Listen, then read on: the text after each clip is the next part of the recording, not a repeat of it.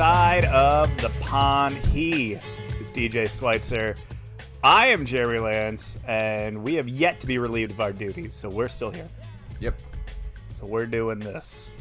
No one has told us we can stop. Well, I don't know if that's true. I'm pretty sure we've been told to stop, but it's not in any official capacity. Yeah, we've been asked to stop, probably. Nobody with authority has said that. Yeah. Well, I mean, depends on how much authority we're giving our wives.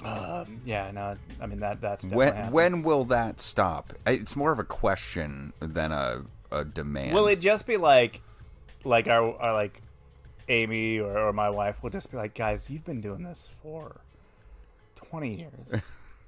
You are like middle-aged dudes. You guys got to move on. I hope not.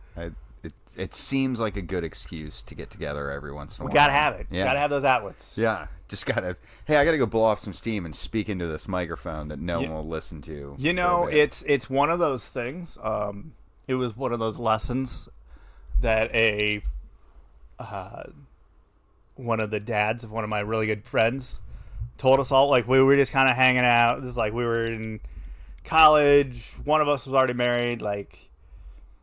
And we were just sitting around having beers. And he was like, guys, remember, you always got to have your thing. That's like what you do to be your thing. And like, don't let your wife in on that thing. Not that like you don't want her a part of it. It's just like you need to have like everyone's got to have those little outlets. Yeah. That's like this is your thing that you get to do. Yeah, it's weird. So what you're basically saying is those times like when Amy isn't working and she wants to sit in on the show a little bit, we have to start telling her no. I feel she always sits in and then it's like, well, like get a mic, and then she doesn't want to. I was like, I know. You got the opinions. Like, come on, let's bring it. Let's let me hear. You're saying them when no one's listening to you. We should just not tell her we're recording and like just get her going. Just let it go. Get her going. Put a mic over a little bit closer to her a little bit. Yeah. That's how we're finally going to get her on this show, and then that might be the first time she actually listens in. That's how the podcast gets shut down. Yeah, exactly. We record her without her knowledge, and then a drink or two later, she's inebriatedly said, "No, who knows?" And then your wife sues you. Yes, that's not the first time this week. For recording her without her permission. Yeah, there we go. It's funny that's been up on our agenda anyway. We're not here to talk about how my wife and I are secretly recording each other for potential legal proceedings. We're here to talk about soccer, right? I mean, I guess I don't know if I can move on from those comments, but sure. Here, let's give it a go. All right. Cool. So we have a lot going on. Yeah. Domestically, things are.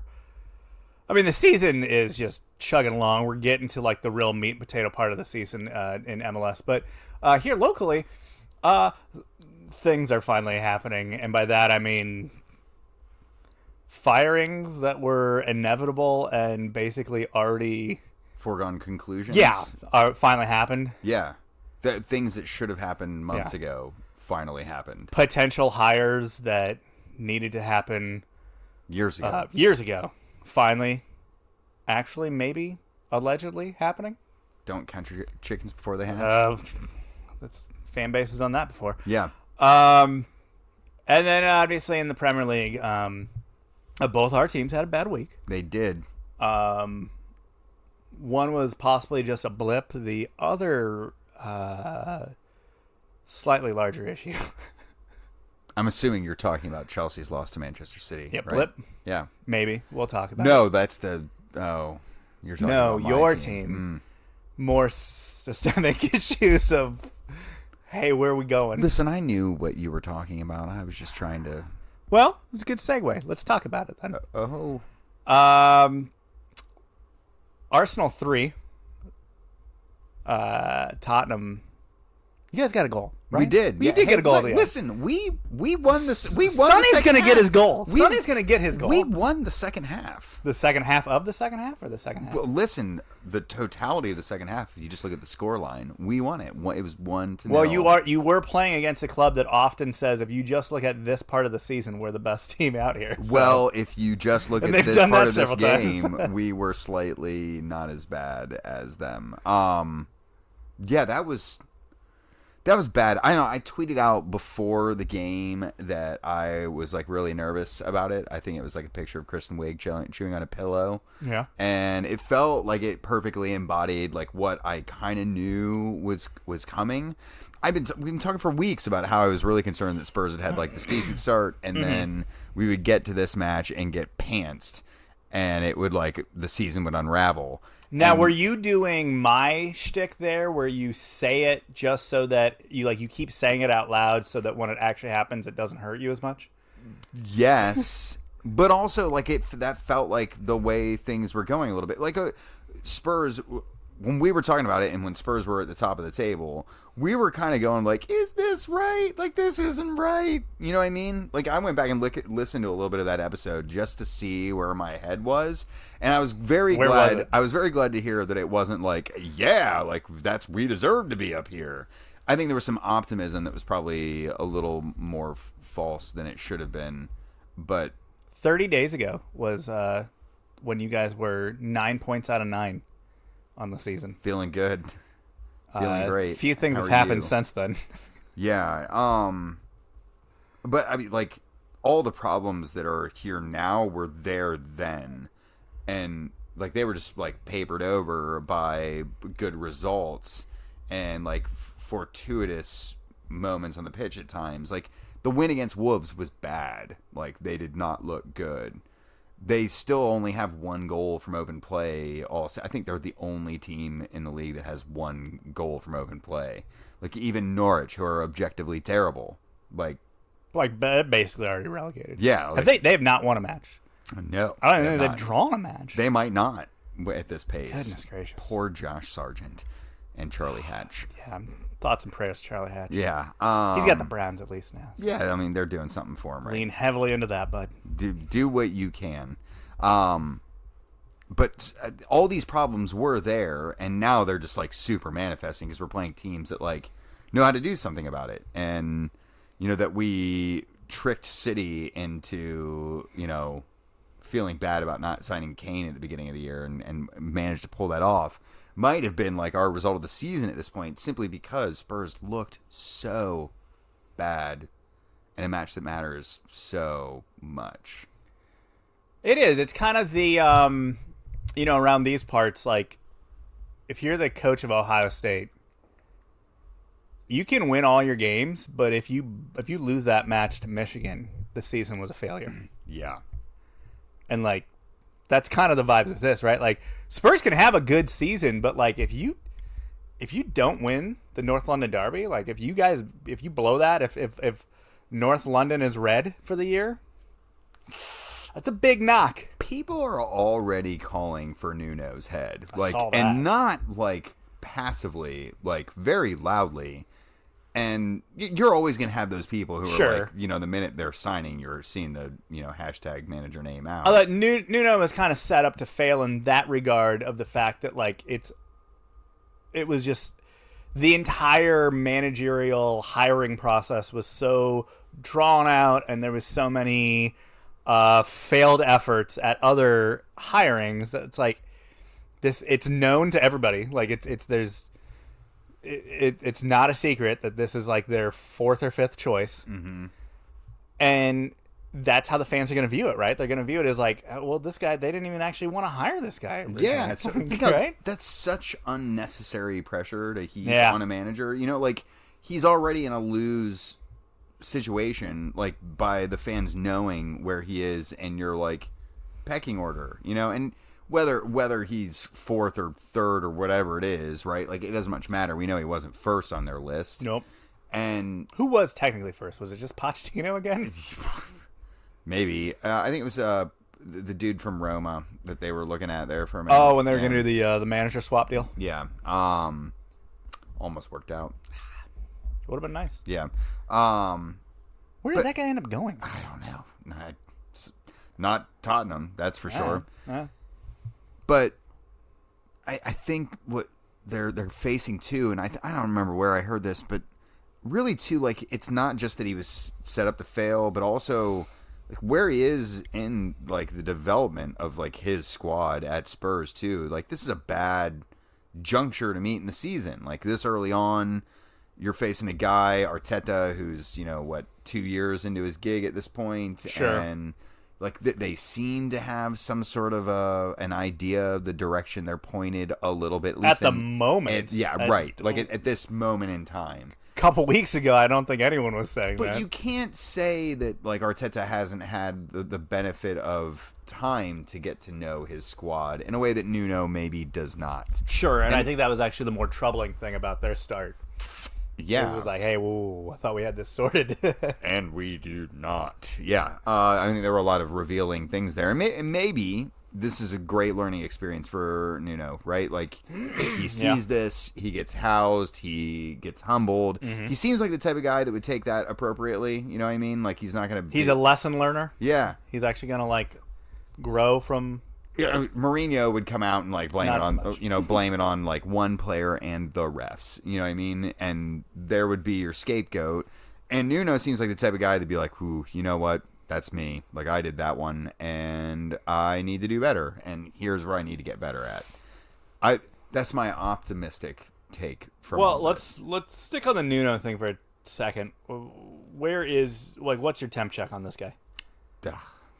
I feel like it's rash. It's rash of me to say that there's any, heat on that seat.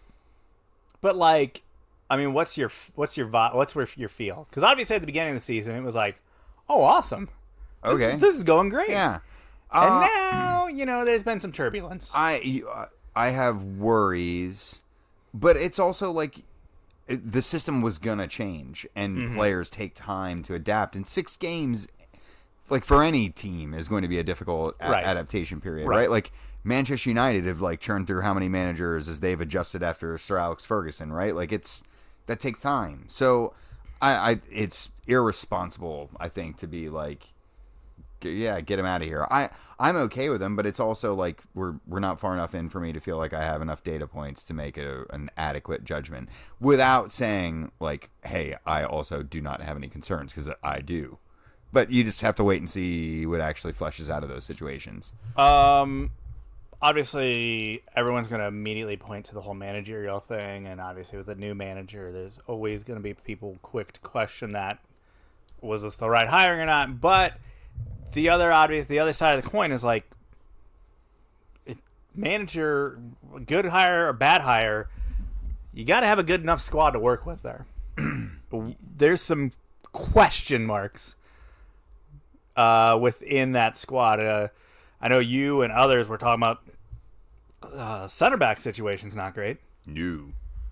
They're like, even with Romero, the guy that Messi like basically quit Barcelona over, the fact that he did not go to Barcelona and chose Spurs, and that we're only like utilizing him in cup competitions. And I know that you need to like, win your spot and learn the system and get used to this. But are the guys that are currently there winning the spots also? Like Eric Dyer and Sanchez, even if it like Romero turns out to be a world beater, that's just one. We need at least one more, like probably 2. Yeah. And so there's that. We've got a couple of these other newer faces that we've not really seen much of to this point yet either, and those are the new pieces. There's also the existing pieces, and you were alluding to some of that as well. Dele Alli. Wish we could have cashed that check. Like, when's that PSG move happening? Yeah, like, could we sell him? Could we get a time machine so I could sell him a year or 2 ago? And I would have been sad to have lost Dele at that point. But I think I've always kind of maintained the idea is like, if someone came in and was like, here's $60 million for Dele Alli, I'd be like, see you, Dele. Like, it's been fun. Thanks for the memories, but get out of here. And I think there are a lot of questions about the squad. It's pretty much the same team that Pochettino took to the Champions League final like 3 seasons ago at this point, and a few new additions. And it's looking so stale. And chief of staleness right now is Mr. Harry Kane, Florida man, as he was this summer. Yeah. Florida man's looking Florida man like. Going through the motions, is that like an apt description? Yeah. I mean, to his credit, and I was talking to another Spurs fan, and his defense was like, the guy's good at no service right now. Like the team is not equipped right now to get the ball into the final third and get service. Yeah. Well, I mean, I think the whole system that we've gotten used to at Spurs forever is this Kane drops deep, right? And then you fill the spaces behind him with speedy wingers and, you know, tricky creators. And now we're not seeing that same type of deeper penetration in behind him. But also his deep play seems to be less and less effective or useful in any real capacity, right? Like not only are they not filling in the space, like he's not really dropping into spots that are helping anything. And yeah, he's not getting service, but like sometimes Harry Kane doesn't need service. And there's been some chances he's taken that just look so rushed and so like frustrated. Like, I want he's this. Forcing it? Yeah, or like trying to will it into existence. And I don't know. He looks a man broken a little bit to me. He thought he did his duty and was. He thought he had his ticket out, reward. right? He thought he was, he thought he was going on to greener pastures. Well, and yet here he is. Hope you like this not terribly green pasture at the moment. I was gonna say at this point, like, come January, in this form, who's overpaying for that guy right now? Like, I bet so. I don't know. I mean, someone probably will try to. If City aren't sitting in the driver's seat, the old catbird seat there. Yeah, I can see them being like, let's do it. Let's see if we can do it. Okay. And it's wild. At this point I might be open to the idea of it. Even like, almost feels like now it kind of needs to happen. Like like you can't put the toothpaste back in the tube. Like, no, he wanted to leave. He made that clear. He had it in his mind that that's what was happening. And there's really no, like, going back to the way things used to be. No. And that's unfortunate. But, yeah. I mean, that's just kind of reality. The trust is broken. Yeah. So, you mentioned they need a center back. If you had, like, your shopping list for the next couple of transfer windows that Daniel Levy will ignore, what will that be? Oh. And actually, let's start with this question. Has Daniel Levy, like, from that aspect of, like, freshening up the side and, like, making the right moves and all that stuff, like, do you feel like he actually finds himself, like, feeling that, like, he needs to make these? Has he had the to steal the meme, like the well, if it isn't the consequences of my actions kind of moment yet, where he's like, crap, like, we need to make some big adjustments here? Or do you think he doesn't even, he's not there yet? I would love to say that, like, that is the realization that's been had here. But I could also think of, like, 5 or 6 other recent history events that I would also think Daniel Levy would have learned that lesson from. Like, so, like, sure, if he hadn't learned it from them, like, my confidence level in him learning that lesson now seems also very unlikely. Okay, well, seems optimistic. Yeah. Hey, let's give Arsenal some due. I hate doing that, but like they were the team that wanted that result, right? Like they were up for it. They were. I mean, if you were to say one thing about the contrast with those two sides, it was they were the team that was absolutely up for it. And Spurs, I just don't feel like you could say that through most of that match. No, like there was as much will as it was tactics that was happening there, right? Like Arsenal willed that result into existence, whereas Spurs were happy to let it exist. Yeah. Yeah. Let's get off of this terrible fun ride and go over to your team sucking for a minute. We did suck, yeah. I don't know. I mean, a little bit. Suck's a hard way. It was a bit of a closer match than what you guys had. It was a 1-0 scoreline. It was a goal that was rough to give up.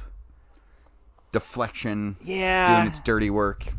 Yeah, giveth and taketh. When we had that nice deflection against Spurs last week on N'Golo Kante's goal, and here then a week later it's a ball pinging off the side of Jorginho and going in that cost us. But it was a tighter match, and that actually makes it more frustrating because all we had to do was put a shot on target at least to give ourselves a chance, and we didn't even do that. Yeah, like the vaunted Chelsea attack that we've all been lavishing over for the last few weeks just poofed its way out of existence. Lukaku got no service. Mm-hmm.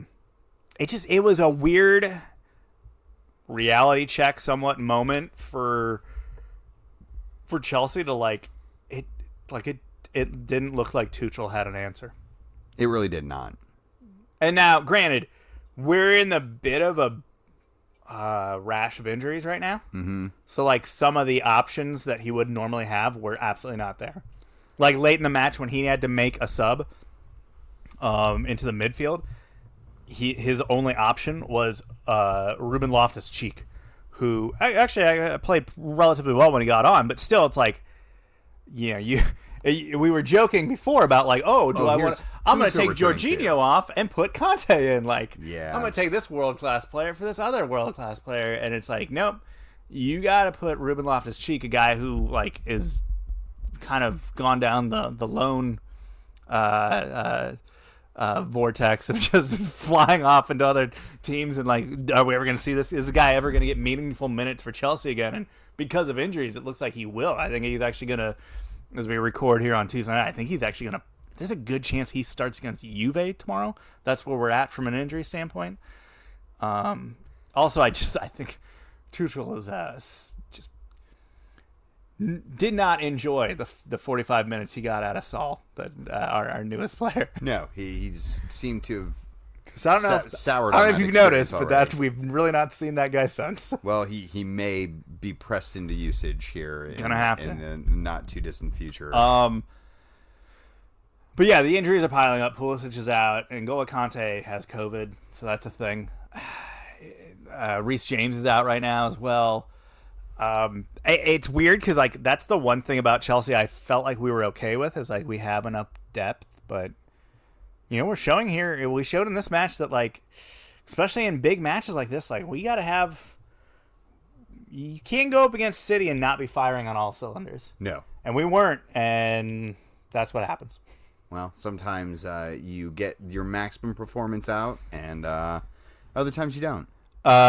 They play Juve tomorrow in Champions League, but other than that, they're actually hitting a very cush period of the season for them up until I think it's Thanksgiving week where they play United, Juve, and Liverpool or something crazy in a stretch. It's a really difficult stretch. Or Leicester, I think it was. They have a little stretch there. Outside of that, until we get to that point, we're playing Burnley and Norwich and Newcastle and stuff like that. Well, I mean, you would expect some of those results to be winnable and that you guys should roll through there. Sure. But what we also saw out of this Premier League weekend was that those type of results were far from guaranteed. Not a given at all. Where would you like to start with that? How about it was a draw, but still Brentford kind of getting another big scalp early in their return to the top flight. 3-3 draw at home. That they clawed back Liverpool. On. Oh yeah, they clawed it back. Liverpool were in the lead late on this one, 2-3, and Brentford. Well, they grabbed this late equalizer. Amazing dramatic scenes once again for the Bees. But what really made this match was just.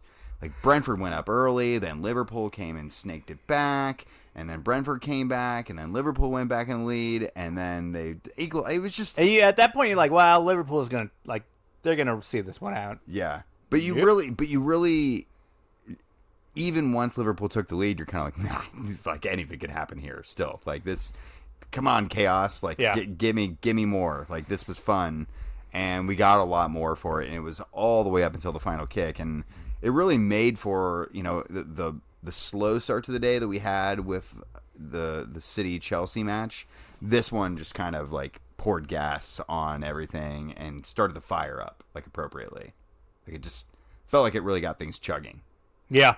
Burnley getting a draw with Leicester, another one where like they took a lead, had to hang on. Like Leicester City, man, what is this season for them? Yeah, I mean what are we doing? They have. It's like they've come back down to earth finally. I mean, this is a little more than come back down to earth. I mean, they've beyond struggled in most of their matches this season. Yeah, they currently find themselves in 13th place, which seems nicer than what their start feels like. Sure.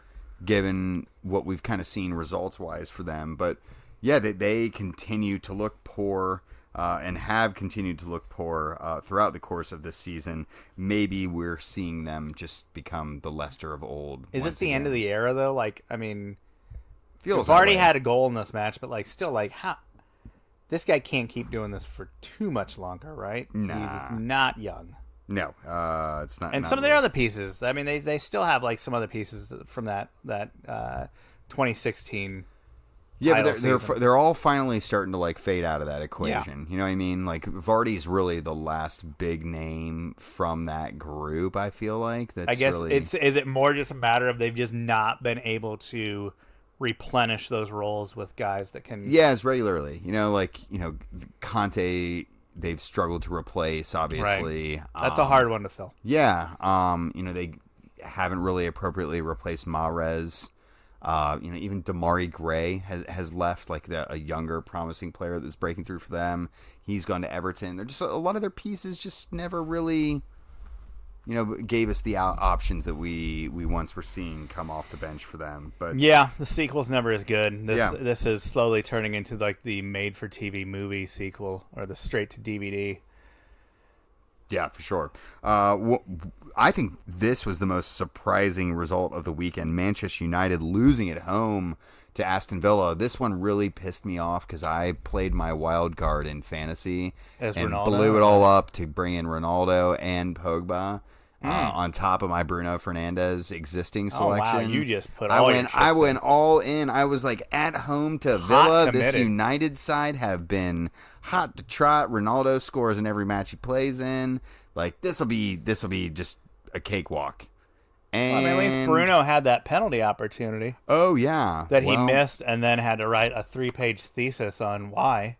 That's true. That was That's why everyone has. Moment. That's why everyone has Instagram, so they can put their long ass apologies on there. I cannot remember a situation like this where a whatever match, like a penalty in just a rando league match, resulted in like a 3-page apology on Instagram. Hey, that's what you need sometimes, I mean, you skied a penalty. You didn't kill anybody. You didn't. Yeah, I've seen sorry for being caught as a drunk driver. Apologies are like 10 times shorter than Bruno Fernandes. Sorry, I skied the PK. Hey, it's sincerity. The fans like it, and Bruno knows how to play to his audience. Okay, yeah, sure. I guess we cannot move on from talking about the big sides without mentioning the one of the big sides that had a chance to go top of the table. Fell early and then at the absolute death steal a point, and we're talking about Brighton Hove Albion. Again, had a chance to just go top dog, get the late equalizer. Like the match was over. Like I think half the guys were like already walking off the pitch when this goal went in. Where Mape basically just gets the ball and then chips the keeper, and just pandemonium ensues there as Crystal Palace throws away what should have been like a really good marquee victory. Like after a rough start, like they could have gone like back to back, like 2 great results of like getting, crushing Spurs. Mm-hmm. I mean, just really just destroying them, just taking the life out of those guys. Just really drove the knife. I mean, right in. Why even into them. why even continue the season after that loss? And then possibly getting this win against one of the more informed sides in Brighton. Graham Potter All-Stars. You guys should have hired him. Did you see the quote from his... No. I don't know if it was from his agent or whether it was someone that was speaking on his behalf. Was it basically that? It was that. It was... Apparently Potter was hesitant to take the gig because he was worried about what it would do to his reputation as a coach. I don't even know what that means. Generally, taking a gig at a bigger club is good for a reputation, unless you let's just completely bomb. And instantly. worst case scenario, you bomb and you get paid all the money that they said they were going to pay you anyway. And then you go take a job at I don't know, Brighton Hove Albion. Yeah, right. Then just resurface where you would deserve to be. But there's. Sorry, Brayton, that you dropped some points this week. West Ham doing their things though. Mikel Antonio back in the squad after a 1-match suspension from red card. And becomes hero once again, getting the winner. You did it. Way to go, guy. Shall we go stateside? I think we shall. So, bit of news here in the Queen City.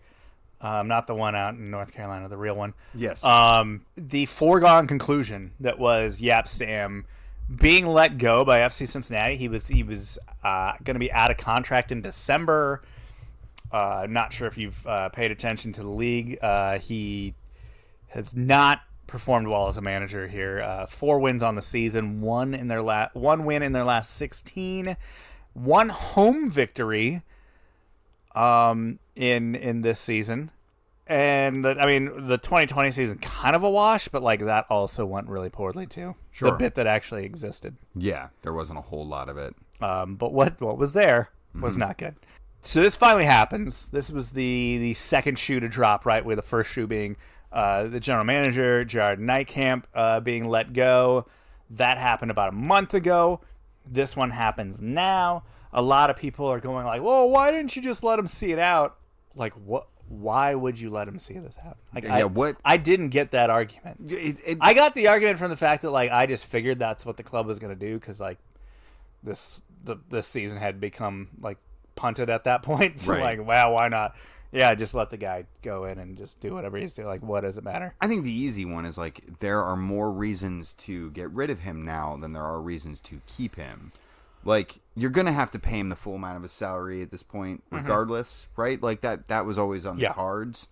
I think what they were really, what was at stake here was season ticket holders. This was the time of renewals. And anecdotally, it didn't seem like it was going too well. No, it did not. And I think this is a way to say, hey, we understand that this is not going well. Instead of just letting it ride out and being he's trying. Give us your money, by the way, for next year. Yeah. Now they're going hey, we know it's not working, and we're trying to fix it. Please give us your money. Because, at that point, that is a terrible message to send of, hey, get hyped for 2022, we've not moved on this managerial situation that's clearly a disaster. We know this team's bad, but we're not doing that. We'll do something at some point. Yeah. Can we do also just the quick and before we get into the larger how did we get here? Mm-hmm. Let's do the where is Jaap Stam in a how do we rate him as a manager? Because I feel like now we've got a good sample size of nearly a season that wasn't full and a season that he didn't see the end of. Sure. But, I would say the sample size is large enough. Sure. So here, it didn't work out. Did not. No. His last club, it also did not work out. After he had one good half a year, and then things really went poorly in the next season for him. Previous club to that also did not go very well. As great of a player that Jaap Stam was, and he was great. I watched him play many a times. Literally, I can remember him playing totally everything that everyone said he was. But as a manager, I think it's fair to say he's not a good one. So FC Cincinnati has had like 4 actual like not interim people, 4 actual like you are the manager. Where would what do you rank those? Oh man, what a difficult job that is. I think it because they're all so different. They're all sure. Okay, all right. I think I can do this. Okay. Worst manager of all of them. People here in Cincinnati will not like this answer. John Harkes. Okay, interesting. John is a player's manager, right? Like he's totally a player's manager. Guys like him. He's got great stories. One of the dudes. Yeah, he can be, but guys also know that like that's maybe not who's the best person to get the motivational things out of you. Not to mention that he didn't have a whole lot of tactical nuance to what was going on there. Yeah, it was kind of just 11 dudes. He was a rah-rah. He was a Harry Redknapp type of manager, right? Like sure. He would go out and just try to inspire when, unfortunately, that's not enough a lot of times. So I think John's the worst. After that is when it gets dicey because each of these guys have some things to contend with, and sure, Jaap's pedigree is great. He says a lot of the right things. He seems to see most everything. I would question how positive he was about things. Obviously, he would need to be positive, but that's not even true, right? Like he was pretty vocal about the fact that he felt like he'd come that summer window, he did not have the players he needed. Sure. Like he was pretty upfront about that. Yeah. In ways that we've not seen our managers here do that. Yeah, and I think would we disagree with the assessment? No. Yeah. Okay. In fact, I think he might have been underselling it. Sure. Okay, so would you put Ron Jans ahead of him? Obviously, that situation took a real bad turn. Okay, so outside of that real bad turn, though, he was extremely likable. Mm-hmm. It appeared, again, from the stands, it's hard to gauge what's reality and what's, the things you've kind of projecting. It appeared that he had pretty good buy-in from the players at certain points, right? Sure. Yeah, I would agree with that. So, yeah, I think I would. Because I don't know if Stam had I just don't know overall if he had the buy-in. I think he did at points, but then there was also times where it clearly looked like he had lost that. Well, Stam too didn't have the buy-in with his own players, right? Like we just talked about how he was happily discussing how he didn't feel like he had what he needed. Right. I don't recall Ron Jans ever saying stuff like that, and I feel like Ron Jans had a far worse squad to work with most of the time. That was, and maybe that was that's just part of his tactics from a PR standpoint, but Ron Jans always at least was even in the crappy times, which there were a lot of, he always just everything out of his mouth was always had a positive spin to it, right? For sure. Yeah. It wasn't a lot. There wasn't a whole lot of dour. And it's a personality thing, right? Jaap Stam not exactly Mr. Personality. No, I ask a question where I question Jaap Stam's tactical choices. Jaap usually did not like those questions. Ron also didn't necessarily like those questions. But he at least he'd play the game. He'd play the game, and he would come up and seek me out afterward. And I'm not asking for, Jaap Stam to seek me out afterward. I think that's probably a little much. But what I admire about what Ron did is he wanted to make sure he understood where I was coming from and that he had clearly expressed what he was trying to communicate. Sure. So what I'm more getting at is he desired to make sure that we were on a level field of understanding to a certain extent, right? I don't... Not every manager is going to be that way, but Jaap certainly was not, right? And then there's the enigma that is Alan Koch. And, technically the most successful of the group. Well, on field. True.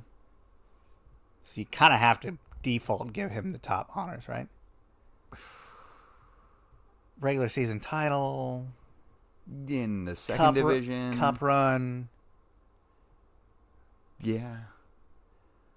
I don't know. Those top 3 spots that you could, it just depends on the argument. You know what I mean? Like I would really struggle to rank them, but I would definitely rank John at the bottom. Like, definitely at the bottom. All right. Yeah. I think our rankings are about the same. So you go Koch, top, Ron Jans, Jaap, Harks. I think that'd be my ranking. I think I might even put Ron at the top. I mean, from a likability standpoint, again, obviously took a turn. Not even like, no, I'm not gonna get into it. It's like the whole Ron Jans, like how it all like soured was like, Sure. yeah, that had to like the situation became untenable, but like it wasn't like he did something where he was being he wasn't being malicious. Malicious. Right? Yeah, that was right. the word I'm looking for, right? You know, it was a man from a different country and a different culture not understanding that there is just lines that can't be crossed, and he just unknowingly just walked across several of them. Yeah, and I think there was maybe some obtuseness or naivety into how he approached the problem in the aftermath of it, right? Yeah, I mean, you have that too. I think it. But I think, you know, I'd be more inclined to say, like, Ron's not a racist. He's just like a product of a racist system. You know what I mean? Like right, of a culture. You know, of a culture that just, you know, that's part and parcel for how it operates. Right, it still has that Santa sidekick. Yeah, where but you if put he on were, blackface. you know, had come out of a place that didn't have that type of ideology that was pervasive, like, he would probably be just fine, right? Like, I think, you know, Ron. Yeah. I think Ron's a good dude. Like, I'm not. He has lessons to learn. If he came from a culture where he knew that those were roads to not go down and decisions to not make, he wouldn't have. I don't think he would have made like it. a culture that doesn't have like a blackface Christmas character that Yeah. everyone's cool with, you know, like that might be helpful. But hey, to be fair, Jaap Stam came from that same one, and we didn't hear about him dropping racist terminology on the regular. He doesn't strike me as a guy who's singing anything. 100%. Or a guy who's looking to make a statement about a philosophical moment at a monument on a day off trip. Probably not. I think he's a guy that's probably just sipping coffee in a hotel room, plotting over his next move or whatever. Stewing over something. Can't say one way or another. All right, so now we've gone into why Jaap got the can. Let's talk about why we're here. And this is not something. Why did we get Jaap, right? Right. Why did we get Jaap? Why did we get Jared Niekamp? Why did we get Alan Koch? Why did we get Luke Sassano? Why did we get John Harks? Why did we keep Yohan DeMay through like 4 of these managers? What happened to Sprinkles? Why is he gone? Yeah. These are the questions that people beg to answer, and we occasionally get an answer of, you know, I hold responsibility. I'm the one, you know, the buck stops here, blah, blah, blah. I didn't know what I didn't know. Yeah, that's been one too. That was a statement. These are things that we hear very frequently from the head of this organization, or at least the person who is the typical face of the organization, and Jeff Birding, president, my former employer, something that we should always be sure to mention, at least for legality reasons. Full disclosure. Yeah. We've talked about this. I feel like this is stupid to even talk about. Of course, we wouldn't be having these discussions about FC Cincinnati, the MLS team, without Jeff Birding. It's like, it's stupid to even try to argue differently. Like, it is both positively and negatively how we got here. The good and the bad, right? Yeah. Everything that comes with where we are comes. Right. The meteoric rise, the MLS soccer-specific stadium, downtown, the good, and the bad. 3 miserable, soul-sucking, rudderless seasons of MLS soccer. Yeah. Where it seemed like nobody actually knew what they were doing. Yeah, I mean, it's hard to make an argument in any way, shape, or form that the organizational choices in the technical side of this organization have been successful. The youth academy might be good. We don't really know. Kind of hard to tell. It's hard to tell. And I'd be very reticent to make a judgment about where it. And also, stands. like, the levels of what is deemed success on at that point? Like, it's hard. Are you obviously there's like the well-known success of like a FC Dallas that's pumping out all these guys that are then getting like snapped up by like European clubs even before they even barely even make a first team roster. They're already getting like snatched up. You have that level of success. You also have like other clubs around the league that have healthy, well built out academies that maybe aren't creating first team players, but are a great benefit and institution within youth soccer in that city, and help kind of make that a robust thing, right? Yeah, for sure. We don't know where we are there yet, right? But what we do know is that when we look at what happens on the first team field, success has been vacant. Completely. Like it doesn't exist. Like there's really again, so we're 3 seasons of MLS. There has been no point outside of like I don't know, like the first month, the Portland win for the first home game. So you had the draw in Atlanta. Yeah, into the Portland win. Yeah. Into I think they won at New England after that. Yeah. And then I think you might have had one more good result. And like, so you had that stretch where you're like, well, hold on now. Yeah. Have we misread this situation? Yeah. No, we did not. We were just having We did not. We just had a blip of a purple patch of good soccer that was just in a sea of garbage otherwise. It's impossible to get around all that. And really, if you want to get back into the USL days, there's all these problems there too, right? Like the USL, right. Yeah. Like all the coaches that have left, all of them have been in acrimonious circumstances. You know what I mean? Like John Harkes left under a undescribed cloud of confusion. The day before the team was to fly out to IMG Academy to start the preseason. That the writing's on the wall from that. Alan Koch left. Alan Koch, who was already there in place when Harkes was yardapulted out of his position. That couldn't have been strategic in any capacity, right? No. Hand-picked Alan Koch was also dispatched of very quickly had a knife thrown into his back over the culture that was over. And I'm not saying that that's an inaccurate knife to have been thrown, but like that, it wasn't like they departed amicably. Right. Then you get into Ron Yan's racism. Right. Then and to go back and not to dip into it and not to go into specifics, but there is a large cloud of rumors and mystery about the whole Koch thing, right? Like there's a lot of things that are out there in the ether. It's kind of like with the John situation. Like, sure, the clarity was never actually provided. Therefore, there's a lot to read into that situation. Now you got Jaap Stam, who, like, at the beginning of his hire, like anyone who's watched European soccer was going, hey, wait a minute. Have you guys seen what Jaap Stam's actually done? Like on the touchline. Like you got a manager that's not in between the stripes on the field, but over on the touchline part of it. It's almost as if out of the 4 managers, 2 of them were hired off of their on-field name. Almost entirely. So that seems like a pattern. Yeah. So now that's all 4 of your permanent head coach hires have literally, like, you can draw a line. You can draw lines like to one place. And yeah, Gerard Niekamp hired Jaap Stam and hired Ron Jans. And those were both his guys that he knew and he had deep connections with. Whatever.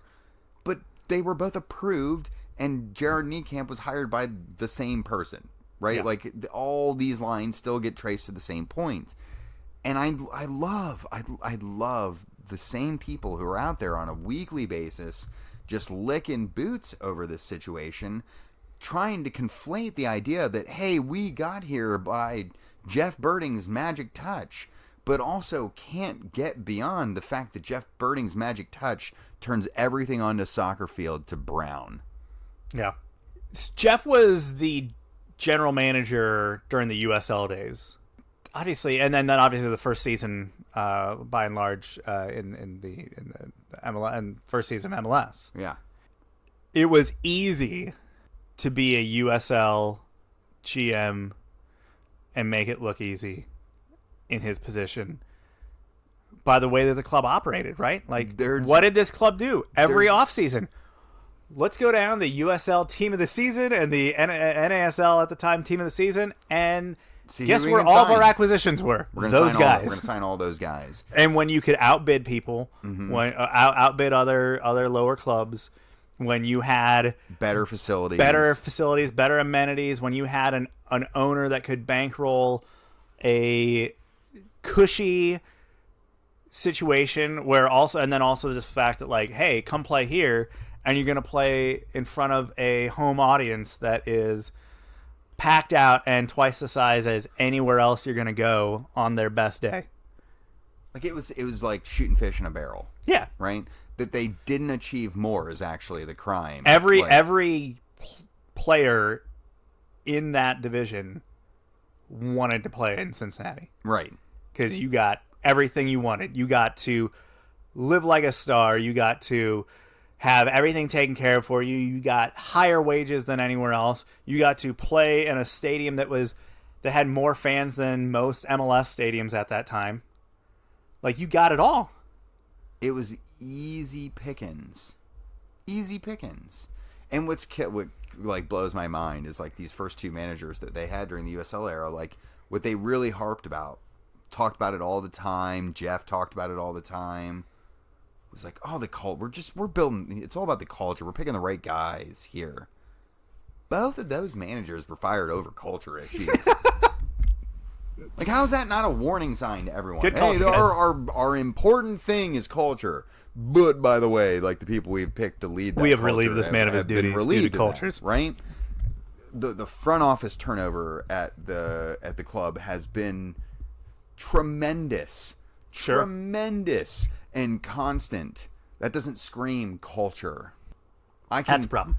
I can speak in generalities and saying the culture was not good. And I can, aggrieved former employee, blah, blah, blah, whatever. Fine. Go talk to all of them. See if you can string me a narrative. I mean, I may or may not have had some fairly pointed and spicy tweets, like retweeted by certain former front office members. Because, yeah, they know what really went on. They know the culture that actually does exist, minus what people want to exist there. Yeah. What actually exists, and that's not like all these things don't take away from the things that have been achieved, right? Like those things you can still hang that on people's resumes and it's still an incredible story. Like, you can't of this club's rise, right? Like that's fine, but like I mean, as I tweeted out, like being good at building buildings doesn't automatically equate to being good at running the organizations that operate out of them. Yeah. And that includes the first team who operates out of the amazing training complex and world-class downtown stadium that we have. And that includes, the organizational structure that sits over top of that.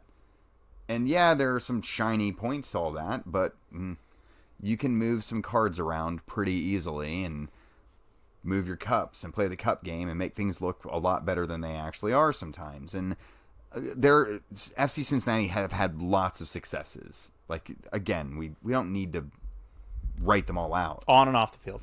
But you can't let those successes mask the actual issues.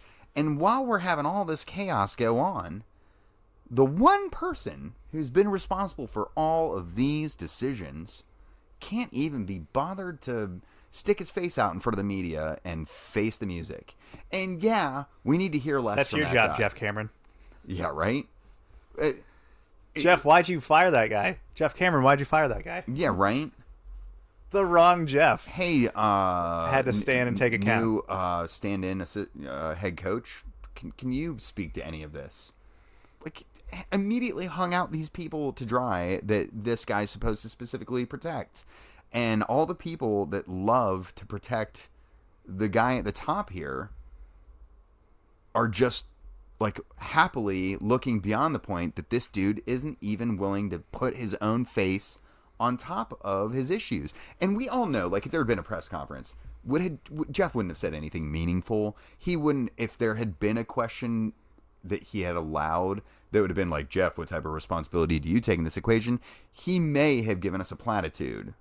Well, he's kind of already did that with the night camp thing, right? Yeah. Like, he talked to our buddy Pat Brennan, and he gave the whole, like, oh, I'm responsible. Ultimately, this all comes to me, and blah, blah, blah, blah. And, you know, then, you know, just insert the meme of the dude in the hot dog costume going, we're trying to find the guy who did this. Yeah.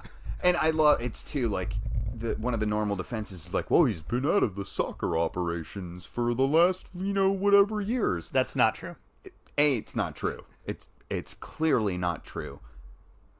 Two, if you want to know, Taylor Twellman gave us like a perfect textbook example of it the other night when the terms that were being offered to the GMs that they're discussing even are limitations that people still wouldn't a even handcuffed take. offer of, like, we still have we still have the say in managerial hire, which is like, literally, if you're being hired to be the GM of FC Cincinnati, that's the first and most important thing you have to do, is hire a manager that, A, you're comfortable with, have a good relationship with, on the same page with, and B, is competent for the job. Yeah.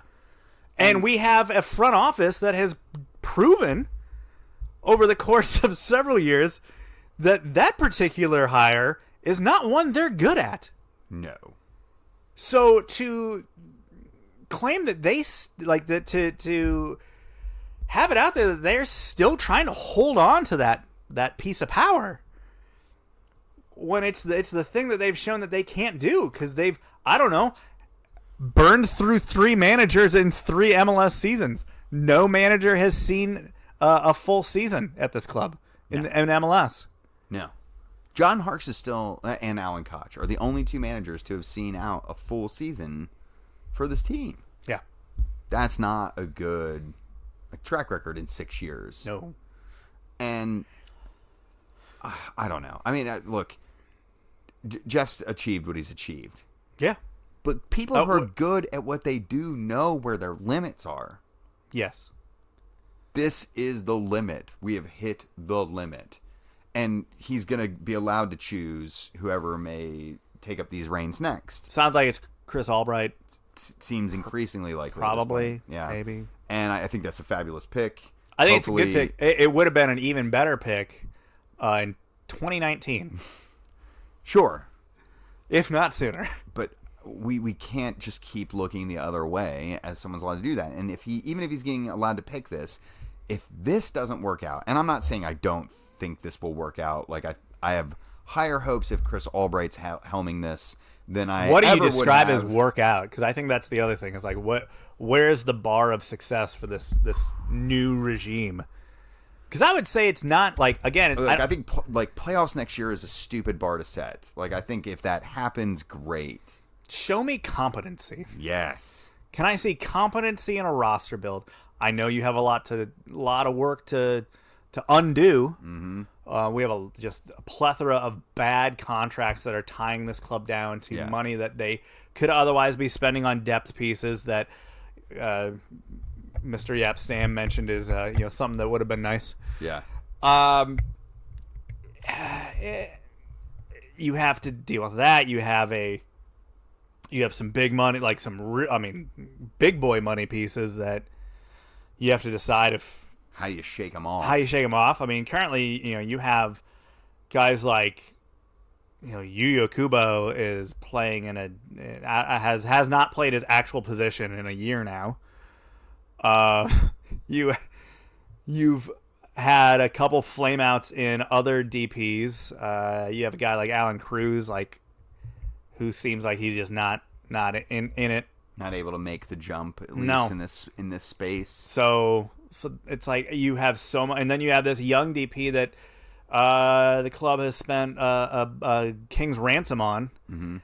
and you got to put the right pieces around him, and you got to hope that this kid is everything that he's supposed to be, because it did not show despite obviously not having a great core around him, it did not show this season so far. I'm assuming you're speaking about Brenner in this Yeah. situation. Yeah. But even a guy like, Barreal, who's an actual young DP, at least as far as roster designation, classification, like, very promising.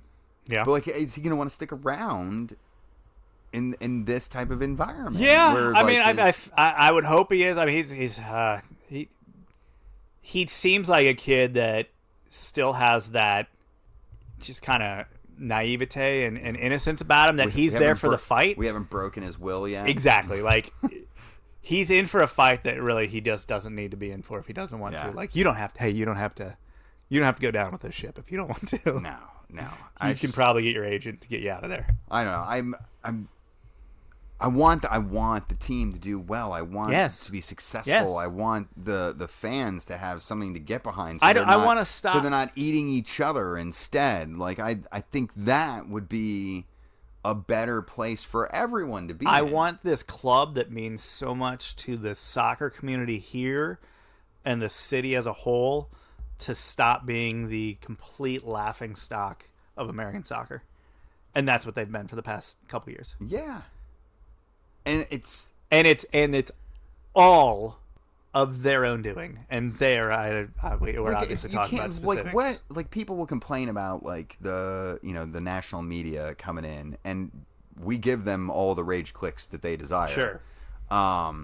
But, like, the club can't get out of its own way. Like, when they're not sucking on the field, they're, like, putting on the wrong freaking picture of their world famous manager. Like, these are easy, unavoidable, or avoidable wins. You know what I mean? These are own goals that didn't need to happen. Yeah. They are, like, they're mistakes that are being made that just even go to the larger things of, like, hey, we're gonna hire a foreign general manager and a foreign manager, and, like, everybody that knows anything about MLS is going, like, hey, there's the track record on that is very poor. Yeah. The entire history of this league, the track record of foreign managers and former front office, general managers and people or sporting directors, whatever they are at certain clubs, with no experience in this league, that doesn't go well. It doesn't work. It literally almost never goes well. Or like,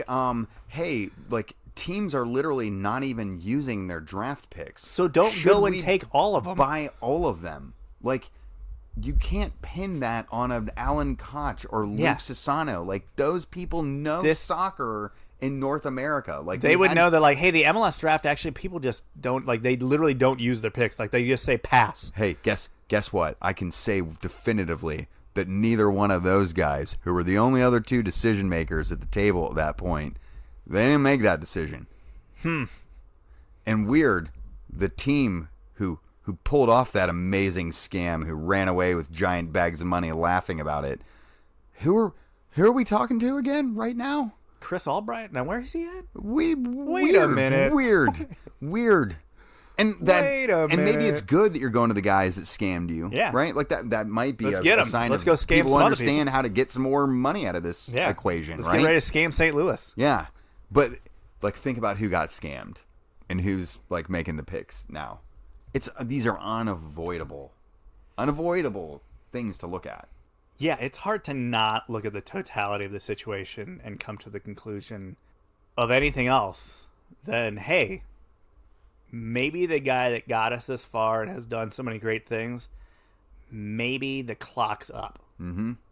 And that's, obviously for him it's not, but on the whole of it and for all of us, like, and that's okay. That's how these things work. He carried the water we needed him to carry. Absolutely. I've said this multiple times on this podcast.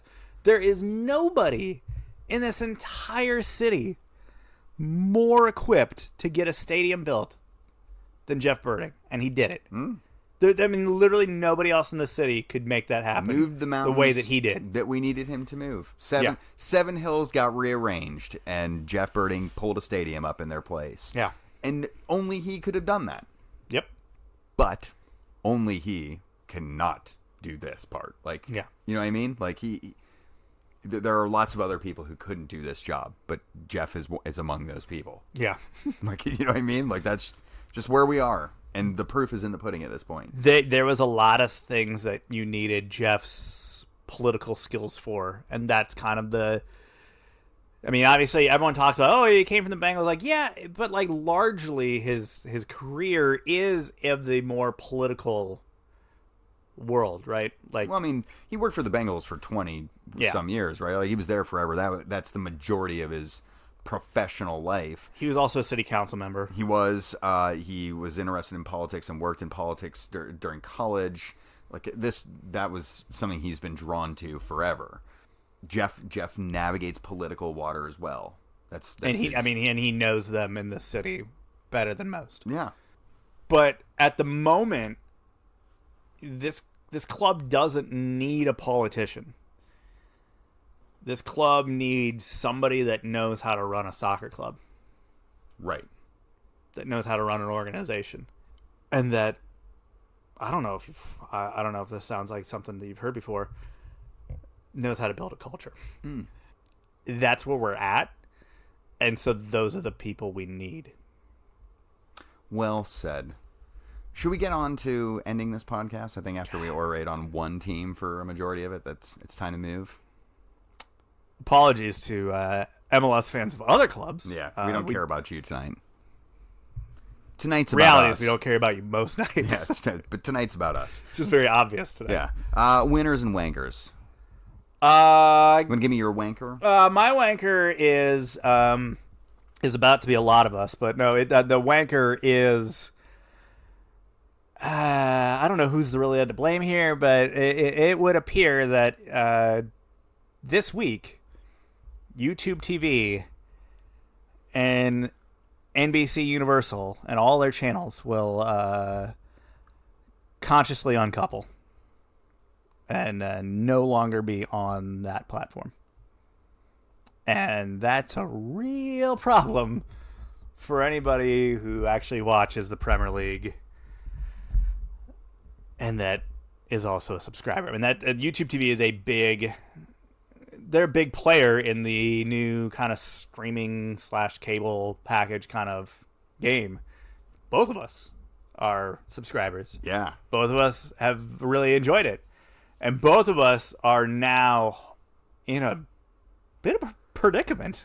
Yeah, I mean, I there is no channel I watch more on my YouTube TV subscription than NBCSN. Like, I'm genuinely, I don't know what the hell to do. Like, what am I going to do this weekend? I mean, they're going to give you those $10 back on your cool subscription. $10 doesn't put Premier League in my eyeballs. Right.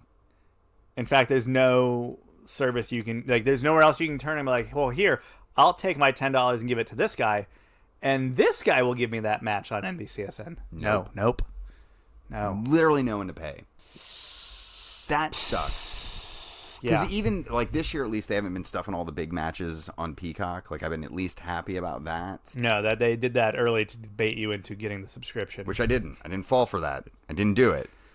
But now I might have to, because it might be the only way that I get to watch anything. Yeah, and the anything might not be the match you actually want to watch. Which will be most weeks. Most weeks. Right. Because Spurs are one of the more popular sides, ergo their games will be on network television, as will Chelsea, as will Manchester City, as will Manchester United, as will Arsenal, a.k.a. every freaking match that I want to watch. It makes me very angry. So YouTube TV, NBC, Universal, whoever's listening on that, and whoever fault this is, please figure this out. We hate all of you. Because we do not want this to happen. No. I didn't ask for this. Fix it. It's 2021. I don't need a pirate. You're wanker. My wanker. I'm going to the NWSL's Washington Spirit. Been in the headlines quite a bit lately. Yeah, they're having a good one. Finally fired their manager, Richie Burke, after a long-standing allegations of verbal and physical abuse. Also getting investigated by the league because, their piece of crap owner, Steve Baldwin, did a really bad job investigating his abusive coach and then said some really racist stuff and then made some kind of crazy accusations towards some of his co-owners. Just a giant mess in general. So, gotta love it. Glad to see at least some positive progress there, and that they're like maybe cleaning house a little bit. Fingers crossed. Yeah. But Don't hold your breath. Yeah. Really hate to see as good as things are going in the NWSL, still a lot of really odd situations unfolding in that league too. Growing pains. Yeah, I mean, because you talk about how they fired their manager. That was like one of like 2 or 3 managers that were fired right around the same time that like the league was basically like, hey, we're gonna crack down on like the abusive cultures in our leagues. And then whack. And then like Louisville was like, oh yeah, by the totally off topic, we're firing our manager. Yeah, he may or may not be sleeping with one of the players, and also might be abusing some of them. But this has nothing to do with it. Yeah. Oh, by the way, we just forced out one of our other ownership groups, last year, and it's totally over abusive culture, and we had to move cities with that team just because we were worried about it persisting any longer. Womp, womp, womp. Yeah, lots of hits like that happening for the NWSL at the moment. But hopefully this is a sign that they're cleaning their act up a bit. So, positive notes. Let's end on positive notes, Jeremy. Okay. Give me your winner this week. Highlight of the weekend, if you just love good soccer highlights, goes to Ipswich Town. They pulled the old hide behind the keeper move. Awesome. And it worked, and they literally stole a point back late in a match doing this. Amazing. It blows my mind in modern soccer that this can even happen. Yeah. How were his teammates not being like, do you not see this guy? I don't know if I don't know if they were just pushing forward at the moment or they just figured well, I mean, he's not gonna really take it off of him, right? Or luckily, or maybe they thought our keeper knows he's behind him, right? He's not gonna just set the ball down. It's one of those things that it happens so infrequently, and it's such a schoolyard tactic that you almost feel like it's not allowed to happen. And and you're one of those players you see it and you're like, that's certainly not this happening. You should be calling that back. That's that not can't be allowed. Actually, yeah, you can do that. And they did it. Love it every time. It's the Jurassic Park clever girl tweet right there. Pretty much, yeah. Clever girl. Yeah, felt good. What you got? Your winner. My winner this week. This one came from today, actually. All right. Champions League action. Speaking of things you can't watch unless you have the right, paywall lowered. Just go Golazzo. Yeah, I've been watching the Golazzo. I'm not a huge fan of those, but our friend of the pod, Nico Cantor, hosting that show. Hey, always happy to see a friend of the pod in high places. But Nico spent a lot of time talking about Sheriff Tiraspol today, getting the enormous upset at the Bernabeu against Real Madrid, 2-1 win against the 10-11 time European champions now. Just enormous. And if that's a name of a team that you're not terribly familiar with, that's cool because they're from Moldova. Which, I mean, could you... Who amongst us doesn't know all about that? Could you point out Moldova on a map? No. Yeah. No. Not only are they from Moldova, they're from a breakaway, unrecognized portion of Moldova called Transnistria. So they're not even they're outlaw Moldova. Wow. Yeah. Indie rock Moldova. Yeah, I knew that this team existed prior to today simply because Spurs played them in the Europa League 2 or 3 years ago, I think. And so I knew the name. But if you'd been what country are they from, I'd have been Cyprus. Also, if you're a fan of the KGB, you're in luck because their owners are former KGB members. I mean, the name of the team is Sheriff, and they have a sheriff star. I mean, it's almost certain that they are pro authoritarianism. Yep. Yeah. But anyway, hey, they won, and they beat another team with a very long history of authoritarian association. So there's that. It's funny, their star player is named Cristiano, so the fact that it was a Cristiano story starring and being victorious at Madrid, just not for the right colors, unfortunately. No. But hey, here's to the Minnows. Different guy. For doing big Minnow-y things on the world stage. That brings us to the end of this week's show. If you enjoyed it, as always, give us that 5-star review on whatever podcasting service you care to listen to us on. We're on all of them now, by the way. I don't think we're not on them anymore. Okay, so there's Apple. Mm-hmm. There's obviously Spotify's the big player now. Yeah. What are like the other, like I guess Stitcher is the other big one? We're still in Stitcher, although I think they're dying. Sorry. We're in Google as well. Okay. We are in back when I had a Google phone, that was a good one. iHeartRadio. We're in there in their podcast as well. Cool. We also have a YouTube channel. If you like it on YouTube, get it on YouTube. I do that at work actually. I'll throw like YouTube channels on in like the background sometimes, like where I'm really just getting mainly just the audio, and maybe occasionally I'll like pull up like the video. Yeah. But yeah, I do that a lot at work. Well, if you want to listen to us, we're everywhere you want us to be. That's all we've got for you on this week's show. Talk to you soon. That's it. Bye.